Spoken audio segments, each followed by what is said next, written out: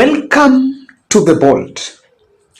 When Miguna made this claim in a conversation with Kenyans on Twitter, I heard today that Murkomen has been arrested in Dubai with 200 million cash and that Ruto had to call for him to be released.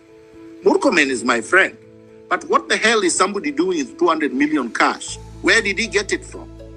He said that Ruto produced some list, or SRC produced a list of so-called earnings of public officers, starting with the president going down.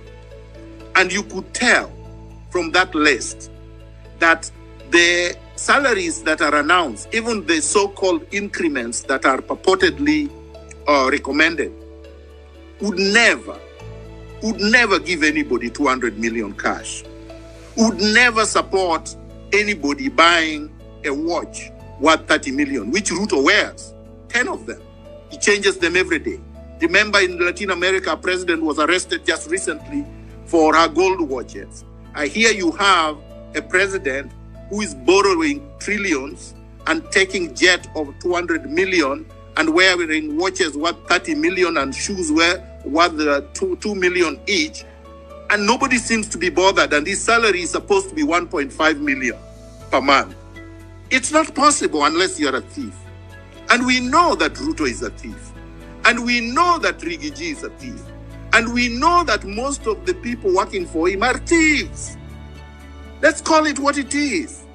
These people are looters. Why are we allowing looters to continue looting when majority of our children are unemployed, cannot get anywhere to work? Why shouldn't these kids and the people who are unemployed say, look, we want our country back so that we can also make a contribution to national development? You're not going to do that if you're not working. And what are you going to do when you say you're going to re-strategize? You're going to sit at home? What are you going to do? What are you going to eat as you quote unquote re-strategize? And really, what is there to re-strategize? The formula was working and is working.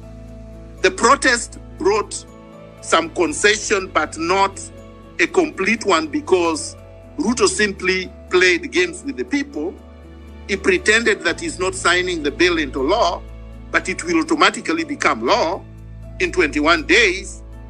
So what is it that people want? We did not bring, the people of Kenya did not bring the goons on the street. The people of Kenya did not hire the goons to harass them. We know the people who hired them. Why didn't the police arrest the goons? How come they have not been summoned, but individuals using Ruto must go on their ex post? we were really shocked. From this, Miguna was alluding to the fact that, I was alleging that the Transport Cabinet Secretary Murkomen was arrested in Dubai with some 200 million Kenyan shillings. But of course, this information, when I heard it, I said, Miguna is in Canada, but where would Miguna get this information mostly? This would only come from the internal forces. Now, Murkomen heard what Miguna said and never responded. He never responded to that. Only for the President William Ruto, while again talking to Kenyans in Twitter, saying that that is not true, debunking it as fake news. If you can be brief, so that I am brief. I am talking in Kiswahili ndio uelewe haraka haraka. ndio Kitu ya kwanza, lastly, the minister for agriculture, that person, he even doesn't have a bachelor's.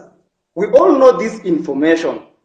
We have the government's website and we Google, we see this information. So, Mr. President, if you are going to give us those people who are incompetent, then we are totally doomed.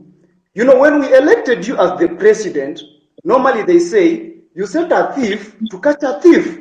But this time round, when we elected you, Mr. President, that you can help us now catch those people who are corrupt in this nation, you're just there laughing with them. Look at Oscar Sudi. He's flaunting with 20 million in a bag in a public forum. I'm even told that there is one of the cabinet minister who was caught in Dubai with 20 million cash, and you actually came through him, so he wasn't taken to a court somewhere or arrested. You know that, Mr. President. So, ladies and gentlemen, in this podcast, I have really been following this keenly. And what I would want us to find out, rather the question I would really want to answer, is whether Murkomen was in Dubai. Because the other developments that has followed that news will actually tell you that there is a smoke somewhere. And the chances that Murkomen was indeed in Dubai are actually 80% true, that Murkomen was in Dubai. So I want us to just go case by case so that we see what happened, because there are some three things that happened after that news broke, and that is why I'm convinced that something is just being hidden. Now, look at this story. This story is actually confirming that the president talked with his counterpart from United Arab Emirates. If you refer to the statement that Miguna made, Miguna was saying that it had to take the intervention of President Ruto for Murkomen to get his freedom. That Murkomen made a call. So while the president is denying that was a fake news, but a report is now coming that indeed Ruto called his counterpart in United Arab Emirates, even though they have said that the call that was made was of mutual, the country that United Arab Emirates was confirming their commitment to help Kenya throughout the challenges that Kenya is facing. And the other one was they talk about cooperation between the two countries. If you ask diplomatic experts, they will say that while direct calls are very unique channels of communication between two heads of state, but more often phone calls between presidents are normally made on very special occasion or when there is something very urgent, or rather an emergency. So for example, if a president wins an election and another president wants to congratulate him, it can make that personal call. Like for example, the call that was even made when Biden called William Ruto.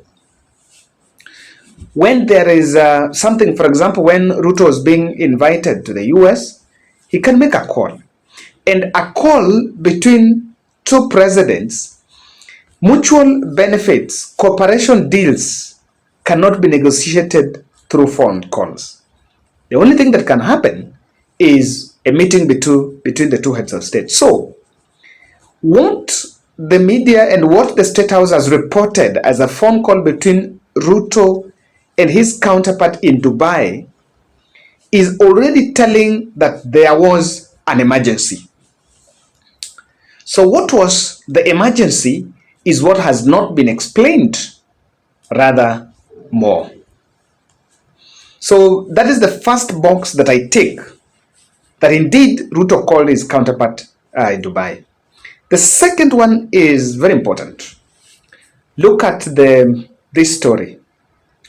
This story is saying that the 127 billion data center deal that was signed during the recent William Ruto's trip to US is on the verge of collapsing over claims of possible Chinese interference. America is saying, or rather, America is supposed to establish a data center. American company, Microsoft, in collaboration with another partners from United Arab Emirates, was supposed to establish a 127 billion data center in Olkaria. This project was signed during the William Ruto's recent visit. Now, this weekend, America made an allegation and they said that that deal they would consider or they would reevaluate implementation of that program because according to them, China is interfering. I've just read that story, and one thing is in that story here is that America is raising some two pertinent issues. The proximity of China to UAE, and UAE is one of the implementing partners. And they're demanding that United Arab Emirates must cut its ties with China 100%. Of course, that is very impossible because of the mutual benefit between two countries. And sometimes I wonder sometimes the position of America that if so and so is, of course, America is not in good books with China. But the fact that America is not in good books with China, I don't know what makes them believe that even a country like UAE should also be an enemy to China. But of course, that is not the point. And so, just the same weekend, they're saying that the same weekend, there is allegation of a Murkomen spotted in Dubai and actually arrested, as it's been claimed. The report is that China is interfering. Now, why am I taking this very critical? If you look at William Ruto's cabinet, his point of contact with China is none other than Kipchumba Murkomen. And maybe the person you can ask best about that is Samson Cherargei, Nandi Senator. Nandi Senator last year went with a dossier to Parliament and said that Murkomen had even received some cash in form of a bribe from some Chinese companies.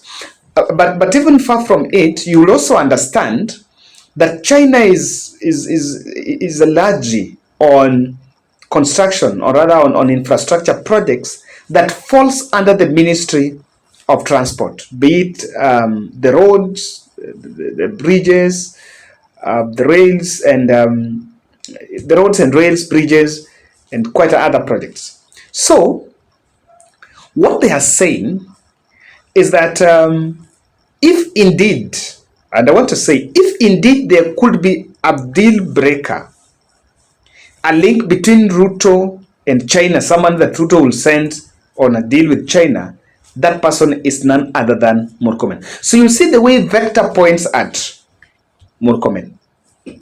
Now, you will also agree with this, and if you've been following, just last month there was a report, and I think this came from Kimani Ngunjiri while speaking in Nakuru.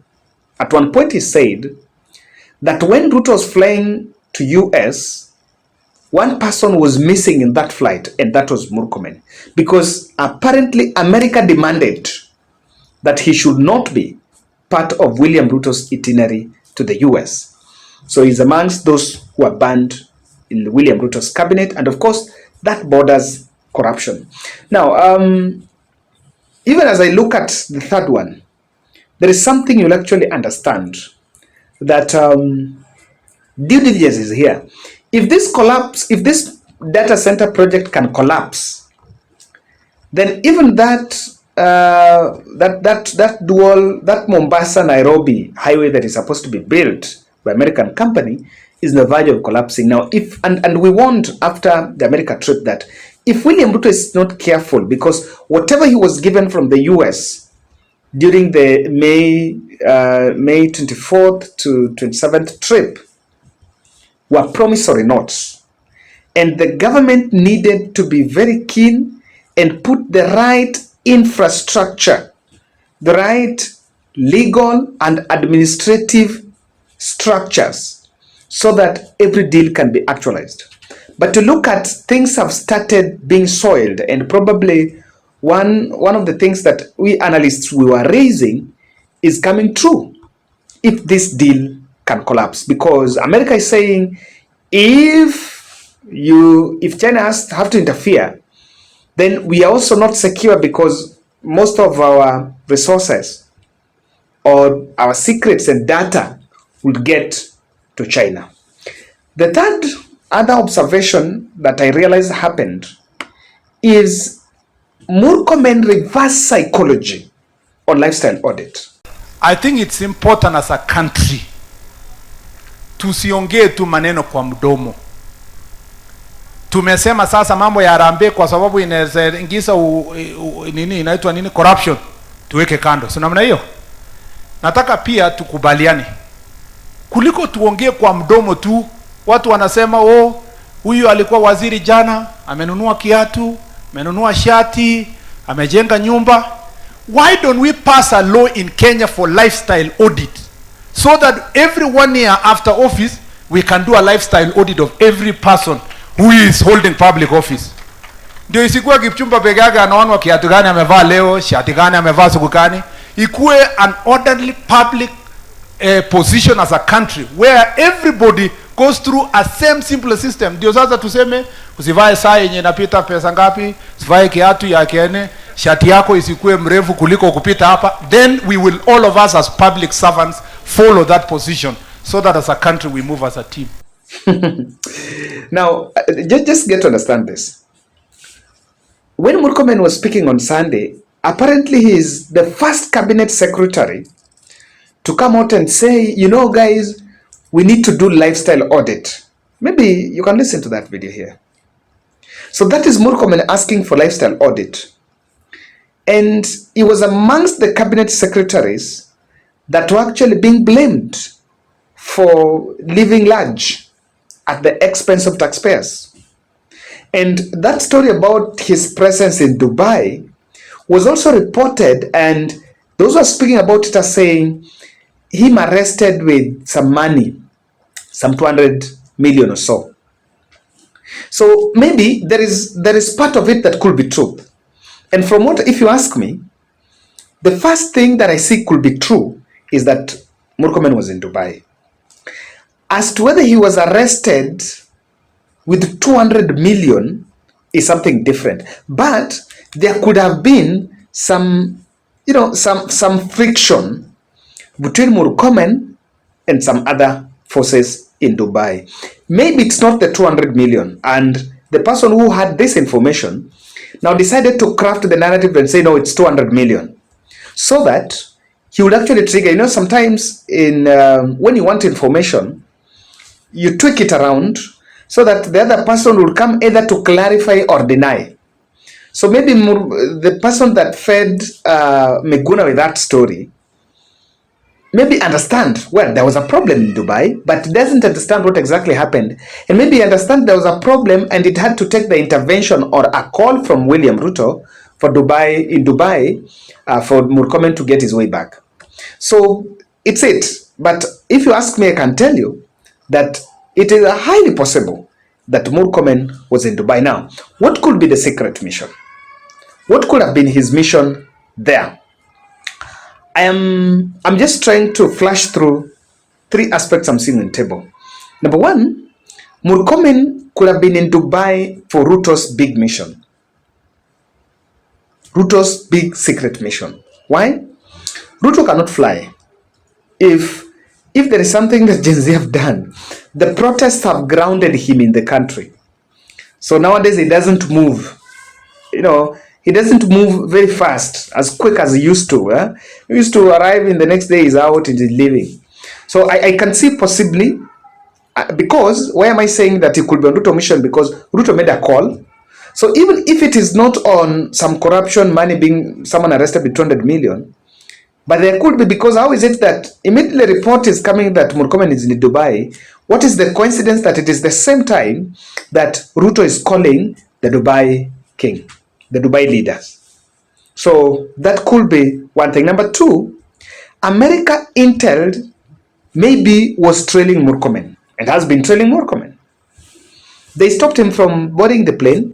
We take the position by the former Bahati MP as true because the government neither declined nor accepted. They kept quiet. So, if someone alleges and you keep quiet, then that means maybe you are uncomfortable, you are in conformity with what the other person said. I think America maybe was trailing Murkomen there, and their claim on Chinese interference with the project could be a point on table. The other aspect is maybe Murkomen was busted on wealth stuffing mission. It could be wealth stuffing. Most of money that is corrupted around this country has to be stashed in some offshore accounts, and it didn't start today.